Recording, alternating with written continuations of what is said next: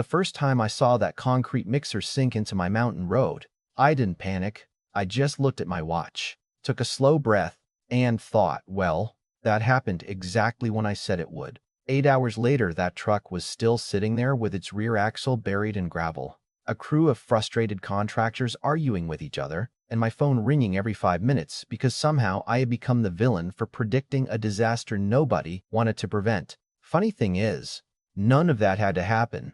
My name is Ethan Caldwell. I'm 59 years old, retired from the Federal Highway Administration after nearly 3 decades inspecting roads, bridges, and mountain infrastructure across the Rockies. I spend more mornings standing on unstable slopes than I have sitting behind a desk, and if there's one thing I learned after 30 years of watching mountains humble confident people, it's this. Gravity doesn't care about deadlines, budgets, or somebody's oversized ego.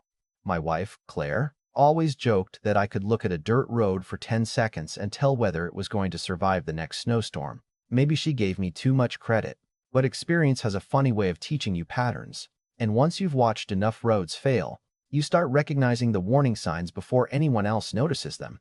Back in 2020, after retirement, we bought 53 acres outside a quiet little mountain town called Silver Ridge.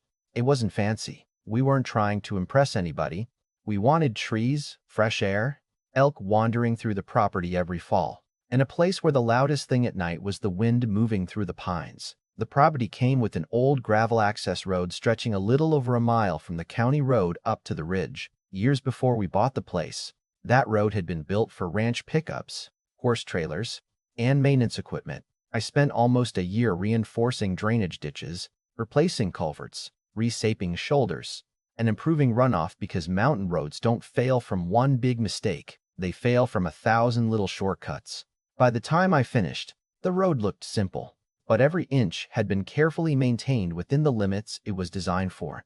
That's an important detail because people often think a road is just dirt and gravel. It isn't. It's weight, moisture, drainage, compaction, freeze-thaw cycles, and physics quietly negotiating with each other every single day. About a year after we settled in, a luxury subdivision started taking shape on the opposite side of the ridge. At first, I honestly welcomed it. New neighbors usually meant better emergency services, better utilities, maybe even a decent coffee shop someday. A few weeks later, 2 members of the homeowners association knocked on my door wearing matching polo shirts and friendly smiles. One introduced himself as Randall Pierce, president of the HOA. The other barely spoke, just nodded while Randall did all the talking. "Mr. Caldwell," he said, "your access road could really help everyone during construction. We'd only need temporary use until the main entrance is finished." I poured them coffee on the porch, listened carefully, asked sensible questions, and eventually said yes, with conditions: light construction vehicles only, strict weight limits, any damage repaired immediately, everything documented in writing. Randall smiled. "So why you think I'd handed him a winning lottery ticket? You're saving us months," he said while shaking my hand. "You'll never regret helping the community." I wish those words had aged better. For the first few weeks, things went smoothly. Pickup trucks, electricians, plumbers, survey crews, no problems at all. Then, one Monday morning, I heard a sound that didn't belong in my valley. Deep, heavy, rhythmic, the unmistakable rumble of loaded concrete mixers climbing uphill. I grabbed my binoculars from the kitchen counter and walked onto the porch. 3 enormous cement trucks crawled along my road like elephants trying to cross a frozen lake. Every few feet I could actually see the gravel flexing beneath the tires. My stomach dropped. I drove down immediately and flagged the lead driver to stop. He rolled down his window and shrugged before I even spoke. "Boss told us this was approved." I measured the tire tracks, checked the shoulder, and saw fresh compression already forming in sections that had never shown movement before. That afternoon, I called an old geotechnical engineer I trusted, someone I'd worked with for years before retiring. 2 days later, he walked the road with me, drilled test samples, examined moisture content, and looked up with the exact expression I expected. "Ethan," he said quietly, "if they keep running loaded mixers over this road, it's not a question of if it fails, it's when." I wasn't surprised, but hearing another professional confirm what I already knew somehow made the situation feel heavier. We prepared a detailed engineering report, complete with photographs, soil analysis, weight recommendations, and projected failure zones. I mailed copies through certified delivery to the HOA board, the construction company, and their insurance representative. Then I sent follow-up emails so nobody could ever claim they hadn't been warned. A week passed, then another. Finally, my phone rang. Randall didn't even bother saying hello. "You're overreacting," he laughed. "You've been retired too long. These contractors build roads every day." I stayed calm. "Building houses isn't the same as understanding mountain load failures." He chuckled again. Only this time there was something sharper underneath it. "Honestly, Ethan, I think you're just protective of your property. You're making this into something it isn't." I remember looking out the window toward my road while he talked, watching another loaded mixer climbing a grade, and realizing he had already decided that experience meant nothing if it slowed his schedule. I tried one last time. "If that road collapses, somebody could get hurt." His answer came so fast it almost sounded rehearsed. "Then let's hope you're wrong." He hung up before I could say another word.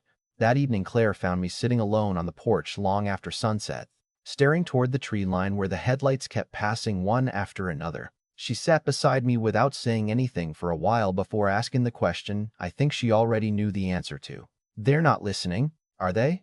I slowly shook my head. "No. And the worst part is, they're going to blame somebody else when this blows up."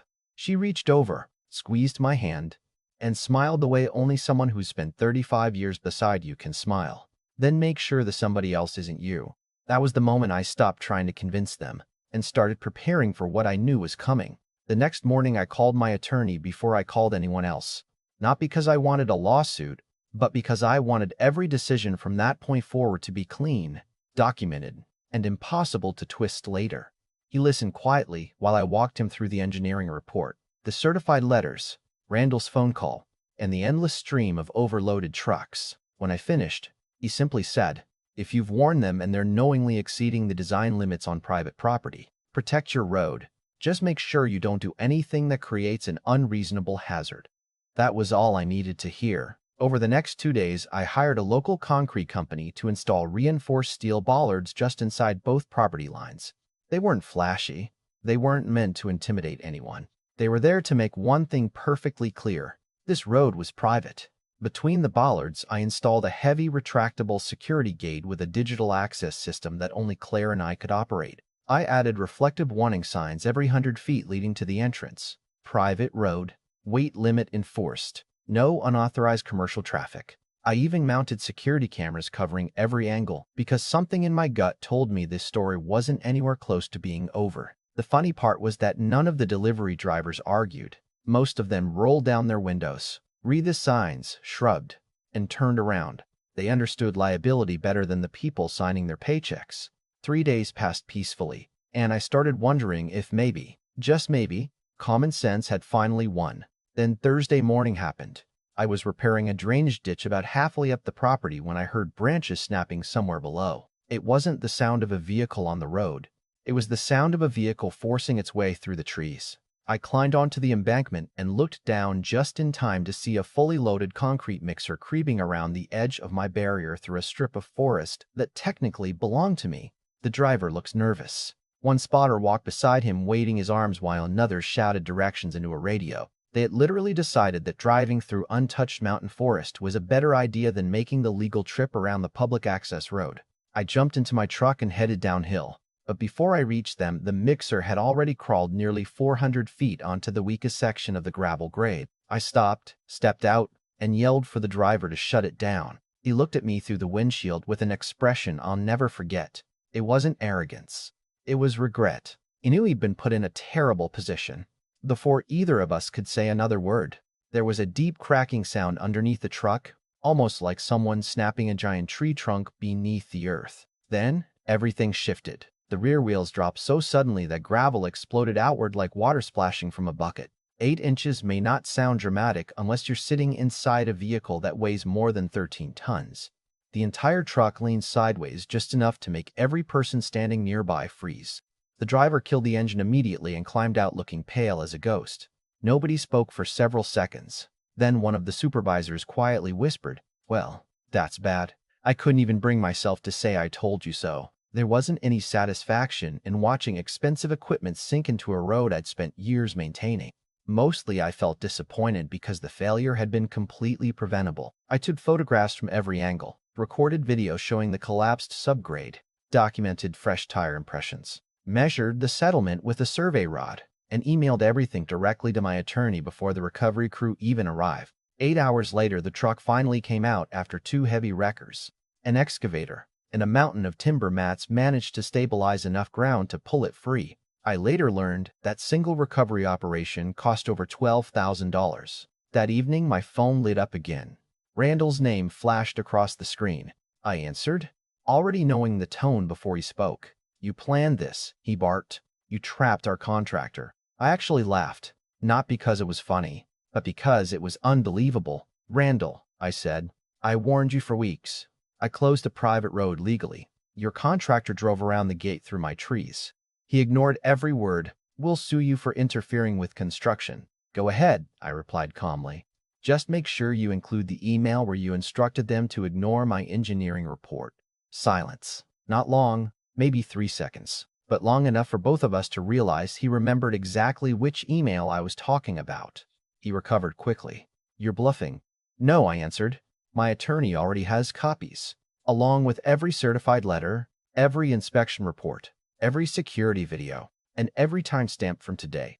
He hung up without another word. By Monday morning, the county engineering office had already received complaints from both sides. One inspector called asking if he could meet me on the property. His name was Alan Mercer, an older engineer with weathered boots and the kind of quiet confidence that only comes from years in the field. We walked the entire road together. He checked drainage, measured rut depth, reviewed my documentation, and spent nearly 20 minutes studying the failed section. Finally, he looked over at me and smiled just enough to be polite. "Honestly," he said, "I'm surprised it lasted as long as it did." 2 days later, the county issued an immediate order prohibiting heavy commercial traffic on my access road until a proper engineering redesign could be completed. Construction at the subdivision stopped almost overnight. Concrete crews disappeared. Framers ran out of materials. Equipment sat idle behind temporary fencing while everyone waited for answers nobody seemed prepared to give. The delay stretched into weeks, then months. Rumors started spreading through town that buyers were backing out of contracts because nobody knew when the homes would actually be finished. Local businesses began asking questions. Realtors started calling the developer. Every problem seemed to trace back to one decision: ignoring the structural limits of a private mountain road because someone wanted to save 35 minutes on each delivery. About 6 weeks later, I finally received the lawsuit Randall had promised. They accused me of interfering with business operations, causing financial damages, and intentionally obstructing construction access. My attorney actually smiled while reading it.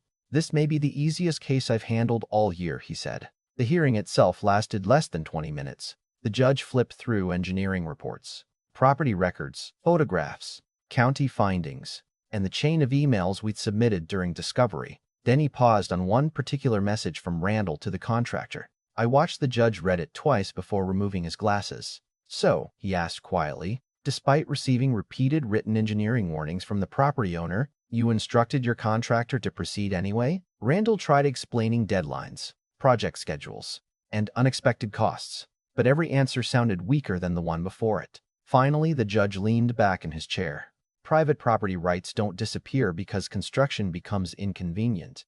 He dismissed the case right there. No dramatic speech, no shouting, just one sentence that ended months of posturing. As Claire and I walked out of the courthouse, she slipped her hand into mine and grinned. "You know," she said, "they could have saved themselves an awful lot of money by simply listening the first time." I smiled back, but deep down, I knew the story wasn't actually over, because people who spend months insisting they're right rarely walk away after losing once. They usually come back, only this time with a very different attitude. About 3 weeks after the judge dismissed the lawsuit, my phone rang again. I looked at the screen, saw Randall's name, and just sat there for a second. Claire glanced over from the kitchen table, smiled into her coffee, and said, "Let me guess. He suddenly discovered the value of your professional opinion." I laughed because, honestly, she wasn't wrong. When I answered, Randall sounded like a completely different man. Gone was the smug confidence. Gone were the threats and accusations. He cleared his throat and said, "Ethan, I'd like to meet."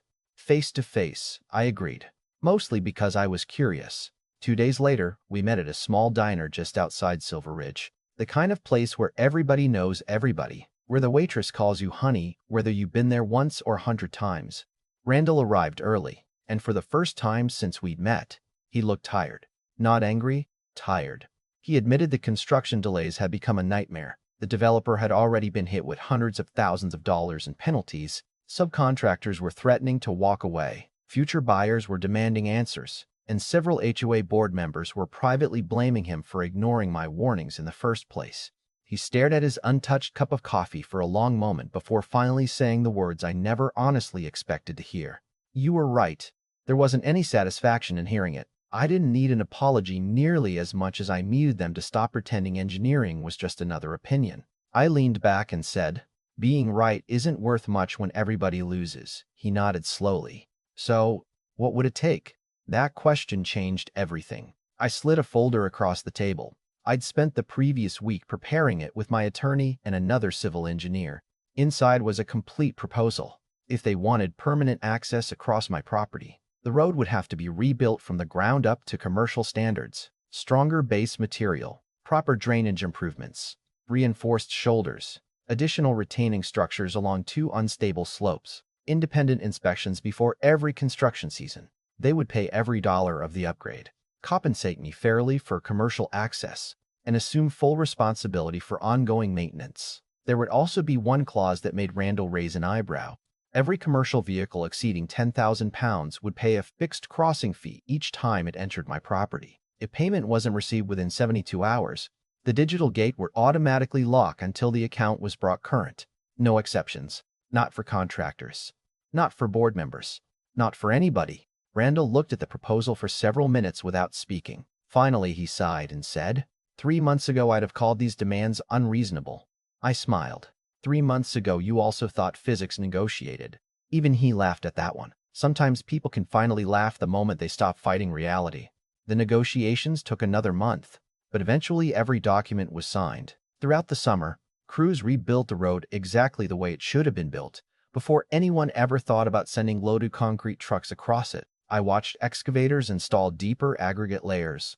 Crews replace culverts I'd warned were undersized, and survey teams verify grades with equipment far more sophisticated than anything that had existed when the original road was built. Every evening, I'd walk the project with the lead engineer, comparing notes, talking about drainage patterns and frost movement like 2 old mechanics discussing classic cars. It reminded me why I'd fallen in love with engineering in the first place. Done properly, good infrastructure isn't loud.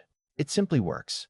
By the time construction finished, my quiet little gravel road had become one of the strongest private access roads anywhere in the valley, and I hadn't paid a single dollar for the improvements. Over the following 3 years, the agreement worked exactly the way contracts are supposed to work. Heavy trucks crossed legally. Fees arrived on time. Maintenance crews inspected the surface after major storms. Whenever spring runoff washed gravel into the ditches, the HOA paid to restore everything without a single argument. Every now and then I'd see Randall during inspections. We were never close friends, but eventually we learned something far more valuable than friendship: mutual respect. One afternoon, he admitted something that stuck with me. "The biggest mistake I made wasn't ignoring your road," he said quietly. "It was assuming experience didn't matter because it came from somebody outside our boardroom." I thought about that for a while after he left. These days, people confuse confidence with competence all the time. The loudest voice often wins the meeting, even when the quiet person in the corner has spent an entire career solving the exact problem everyone else is arguing about. Mountains don't reward confidence. They reward preparation. Roads don't care about popularity. Soil doesn't read meeting minutes. Gravity has never once changed its mind because a committee voted differently. Looking back now, I don't remember the lawsuit nearly as much as I remember sitting on my porch with Claire that evening when she told me to make sure I wasn't the one left holding the blame. She understood something I almost forgot in the middle of all that frustration. You can't force people to respect your knowledge. You can only protect your integrity, document the truth, and let reality introduce itself when it's ready. If someone chooses not to listen after that, the consequences belong to them, not to you. So I'm curious, what do you think? Was I right to close my road and stand my ground even though it delayed an entire development? Or should I have kept compromising for the sake of the community? Have you ever watched someone ignore the advice of the one person who actually knew what they were talking about, only to blame that same person when everything fell apart? Share your story down in the comments, because I'd really like to know where you stand on this one. And if this story reminded you that experience still matters, don't forget to like the video, subscribe to the channel, and I'll see you in the next one.